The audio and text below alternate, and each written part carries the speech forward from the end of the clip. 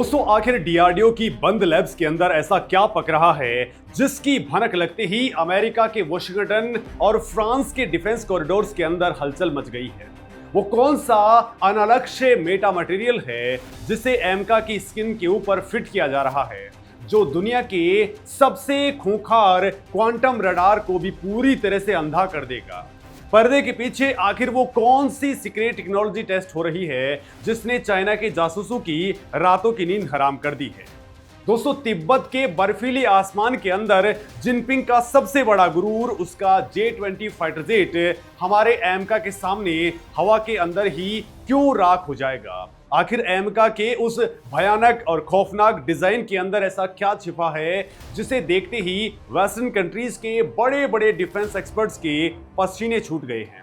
दोस्तों क्या चाइना का 5th जनरेशन फाइटर जेट सिर्फ एक फ्लाइंग कबाड़ साबित होने वाला है जिसे एमका का घोस्ट मोड चुटकियों के अंदर तबाह कर देगा।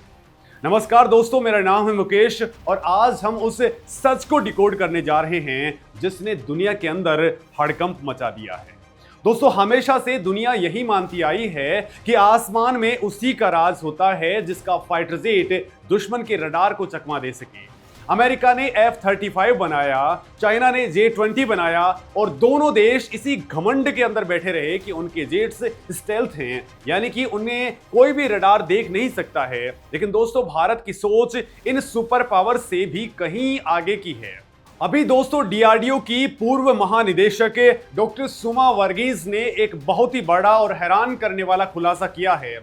दोस्तों वर्गीज ने साफ चेतावनी दी है कि भारत को केवल पारंपरिक रेडियो फ्रिक्वेंसी यानी कि आरएफ स्टेल्थ के ऊपर ही डिपेंडेंट नहीं रहना चाहिए। उनका ये बयान कोई सामान्य बयान नहीं था, ये एक स्पष्ट संकेत है कि दुनिया के रक्षा समीकरण बहुत तेजी के साथ में बदल रहे हैं।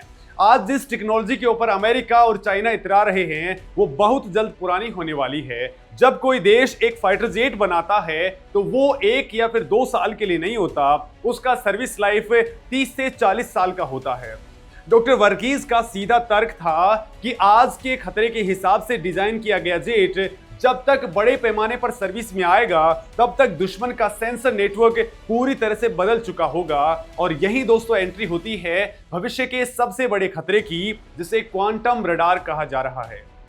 अब दोस्तों आप सोचेंगे कि ये क्वांटम रडार आखिर क्या बला है जिसने पूरी दुनिया की वायुसेनाओं को खौफ के अंदर डाल दिया है। दोस्तों पारंपरिक रडार रेडियो तरंगे भेजते हैं जो किसी भी चीज से टकरा करके वापस आती हैं, जिससे विमान का पता चलता है। स्टेल्थ फाइटर जेट्स का आकार ऐसा होता है कि वो इन तरंगों को दूसरी डायरेक्शन के अंदर मोड़ देते हैं, लेकिन क्वांटम रडार रेडियो तरंगों पर नहीं बल्कि क्वांटम एंटेंगलमेंट और फोटॉन्स के सिद्धांत पर काम करते हैं। ये रडार इतने ज्यादा संवेदनशील होते हैं कि ये आज के बेहतरीन स्टेल्थ फाइटर जेट्स के आकार, उनके स्ट्रक्चर और यहां तक कि उनके द्वारा पैदा की गई हल्की सी भी हलचल को पकड़ लेते हैं। हालांकि दोस्तों क्वांटम रडार अभी युद्ध के मैदान में पूरी तरह से साबित नहीं हुए हैं, लेकिन दुनिया भर के अंदर इस पर बहुत तेजी से रिसर्च चल रहा है।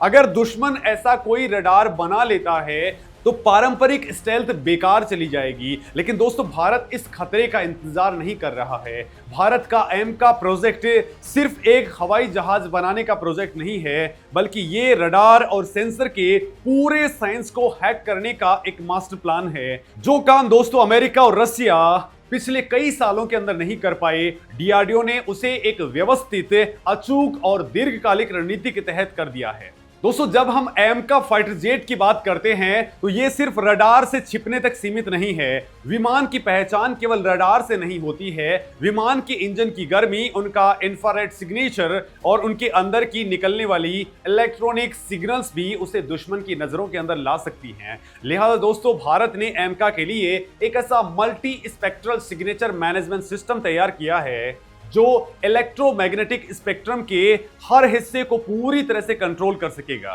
इसके अंदर दोस्तों सबसे बड़ा गेम चेंजर साबित होने वाला है मेटा मटेरियल।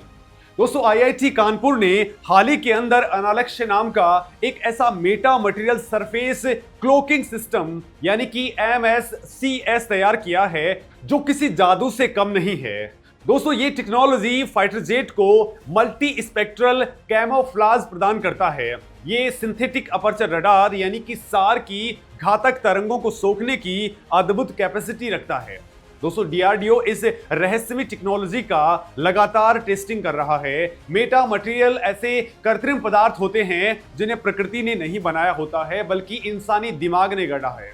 दोस्तों ये पदार्थ इलेक्ट्रोमैग्नेटिक ऊर्जा को रिफ्लेक्ट करने के बजाय उसे विमान के चारों ओर इस तरह से मोड़ देते हैं जैसे पानी किसी पत्थर के किनारे से बहकर के निकल जाता है।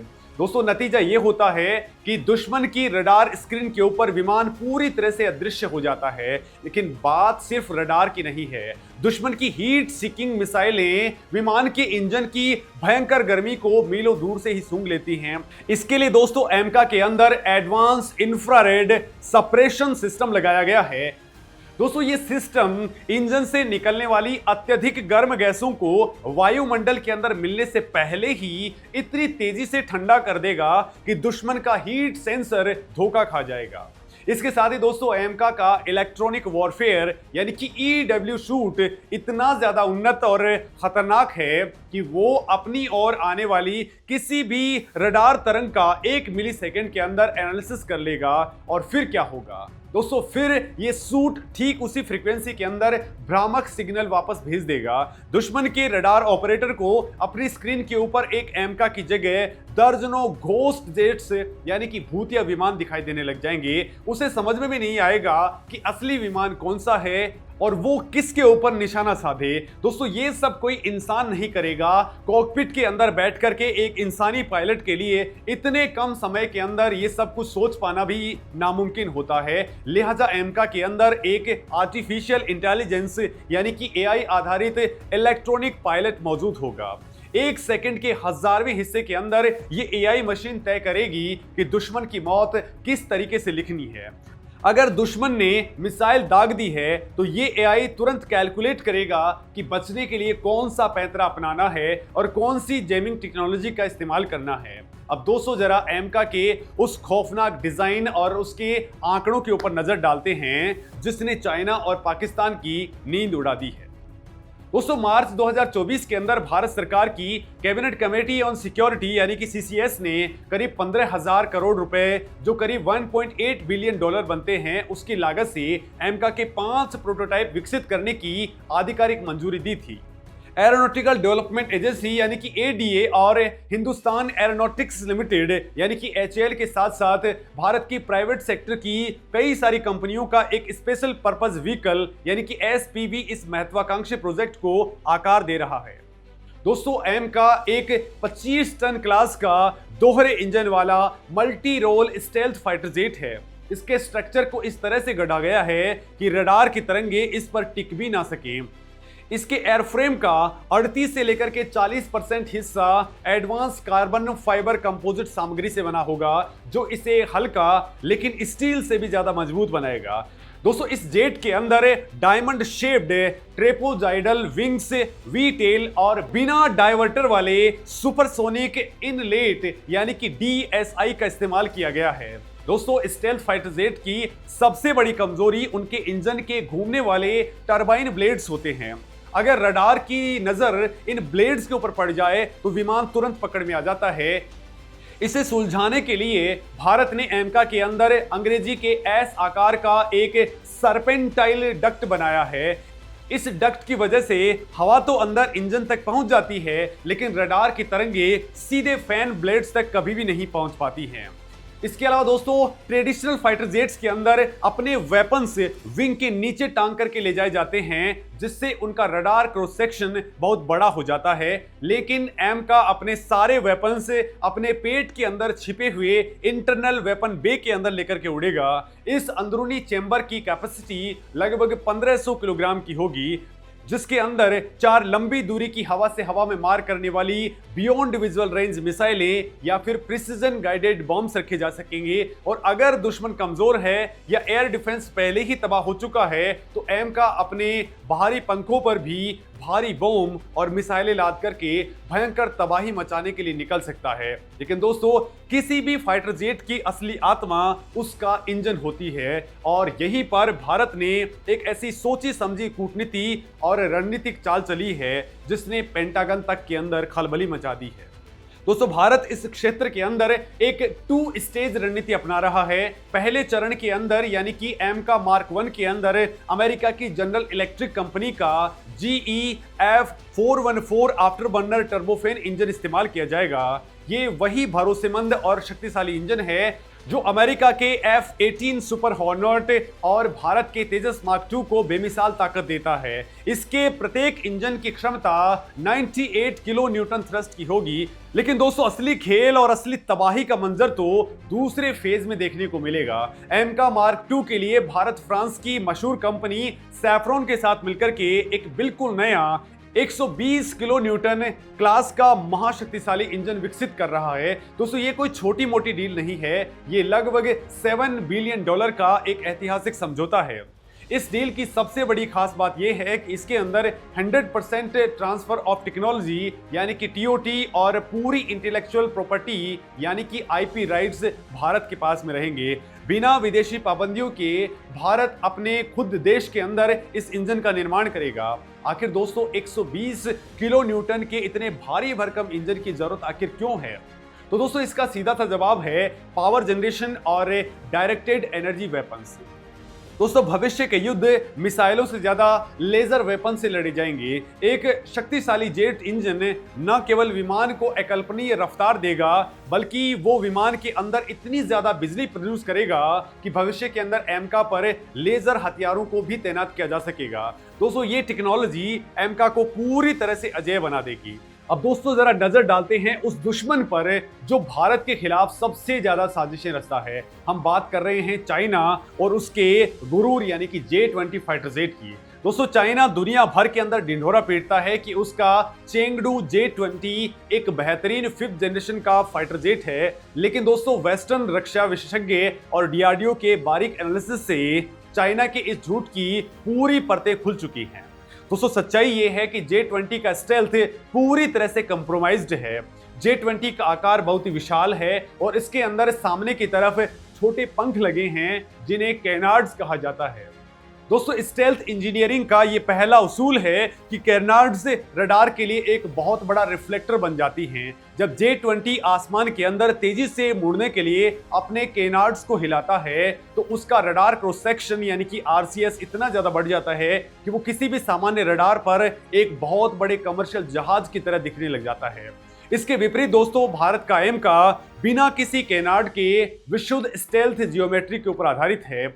जब एमका अपने मल्टी स्पेक्ट्रल क्लोकिंग और उन्नत EW शूट के साथ में तिब्बत के आसमान में उड़ान भरेगा तो J-20 के पायलट को पता भी नहीं चलेगा कि उसकी मौत कहां से आ रही है। दोस्तों एमका का रडार और इसके इलेक्ट्रॉनिक वॉरफेयर सिस्टम J-20 के सेंसर्स को ट्रैक करने से पहले ही पूरी तरह से जाम कर देंगे। चाइना का ये फ्लाइंग कबाड़ आसमान के अंदर ही अंधा होकर के राख हो जाएगा और पाकिस्तान की तो दोस्तों बात करना ही बेकार है। पाकिस्तानी वायुसेना यानी कि PAF के पास में खुद का कोई 5th generation fighter jet programme नहीं है और ना ही उनकी खस्ताहाल इकोनॉमी इसकी इजाजत भी देती है। पाकिस्तान पूरी तरह से चाइना के टुकड़ों पर पल रहा है और दोस्तों वो चाइना के FC-31 को लेकर के उतावला हो रहा है जो असल में J-31 का एक एक्सपोर्ट और डाउनग्रेडेड वेरिएंट है। दोस्तों कूटनीति और हथियारों के बाजार का एक कड़वा सच ये है कि कोई भी देश अपनी टॉप लेवल टेक्नोलॉजी कभी भी एक्सपोर्ट नहीं करता है। एक्सपोर्ट किए गए चाइनीज फाइटर जेट्स के अंदर कभी भी वो एडवांस स्टेल्थ कोटिंग, वो अत्याधुनिक रडार और वो सोर्स कोड नहीं दिया जाता है जो चाइना खुद इस्तेमाल करता है।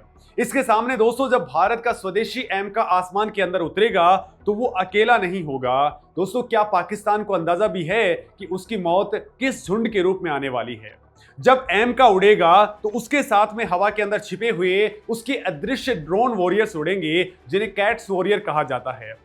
दोस्तों ये ड्रोन लॉयल विंगमैन के तौर पर काम करेंगे। दुश्मन अगर मिसाइल फायर करेगा तो ये ड्रोन्स आगे आकर के उसे अपने ऊपर ले लेंगे और एमका को बचा लेंगे। ये मौत का स्वॉर्म यानी कि झुंड दुश्मन के एयर डिफेंस सिस्टम को चीर करके अंदर तक घुस जाएगा। चाइना के S-400 या फिर HQ-9 एयर डिफेंस सिस्टम भी इस समन्वित और AI कंट्रोल्ड हमले को रोक नहीं पाएंगे। एमका दोस्तों एक सामान्य फाइटर जेट नहीं होने वाला है बल्कि आसमान के अंदर उड़ने वाला तबाही का एक सुपर कंप्यूटर बनने जा रहा है जो अपने आसपास उड़ने वाले दर्जनों ड्रोन्स को कंट्रोल करेगा। डेटा लिंक के जरिए जमीन और सैटेलाइट से जुड़ा रहेगा और दुश्मन के पूरे कम्युनिकेशन नेटवर्क को तबाह कर देगा।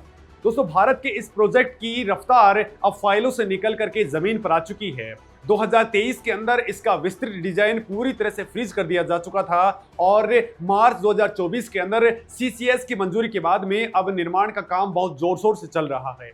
डीआरडीओ प्रमुख के आधिकारिक बयानों के मुताबिक मंजूरी के 3 साल के भीतर यानी कि साल 2027 से 28 तक एमका का पहला प्रोटोटाइप बनकर के दुनिया के सामने आ जाएगा और उसके 1 से 1.5 साल बाद यानी 2028 से लेकर के 29 के बीच में इसकी पहली ऐतिहासिक उड़ान भी हो जाएगी। साल 2035 तक इसके कड़े ट्रायल्स पूरे कर लिए जाएंगे और फिर ये भारतीय वायुसेना की बेड़े के अंदर बड़े पैमाने पर शामिल होना स्टार्ट हो जाएगा। दोस्तों, एमका के डिजाइन के अंदर एक और बहुत बड़ी खूबी है जिसे open and upgradable combat architecture कहा जाता है। दोस्तों, इसका मतलब यह है कि एमका का ढांचा इस तरह से बनाया जा रहा है कि फ्यूचर के अंदर अगर कोई नई रडार टेक्नोलॉजी आती है या कोई नया सेंसर बनता है तो पूरे विमान को बदलने की जरूरत नहीं पड़ेगी। इसे एक कंप्यूटर की तरह प्लग एंड प्ले सिस्टम के ऊपर डिजाइन किया जा रहा है। दोस्तों, सॉफ्टवेयर और हार्डवेयर के नए मॉड्यूल्स आसानी से इसके अंदर फिट किए जाएंगे। डॉक्टर सुमा वर्गीज की चेतावनी का यही असली समाधान है। दोस्तों, भारत स्टेल्थ को एक फिक्स्ड स्पेसिफिकेशन के अंदर नहीं मान रहा है बल्कि इसे एक लगातार विकसित होने वाली टेक्नोलॉजी की तरह देख रहा है।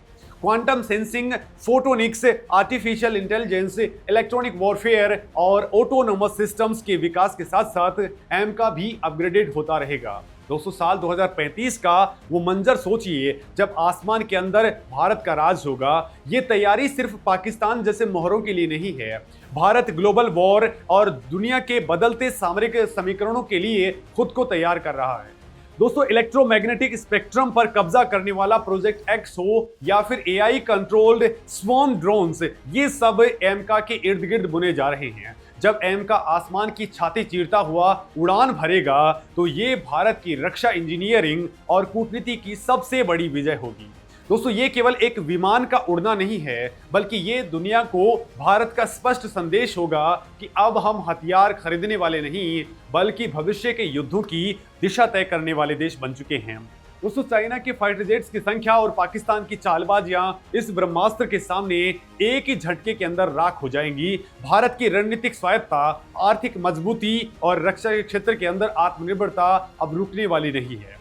ये तो बस एक शुरुआत है और दुनिया अभी से खौफजदा है। दोस्तों, आप इस पूरे महासंग्राम और एमका की इस डिकोडिंग के बारे में क्या कुछ सोचते हैं? कमेंट में अपनी बात जरूर कहिएगा, क्योंकि जिस वक्त भारत का ये जेट हिमालय के ऊपर उड़ान भरेगा तो ये J-20 से डबल ताकत तो वैसे ही रखेगा, क्योंकि ये जो पूरा हिमालयन रेंज है वो हमें एक ऐसी शील्ड प्रदान करता है जो चाइना के जेट्स के लिए किसी मौत से कम नहीं है और हमारे लिए किसी वरदान से कम नहीं है। तो दोस्तों, इस पर आप क्या कुछ कहना चाहेंगे? कमेंट में अपनी बात जरूर कहें। नमस्कार।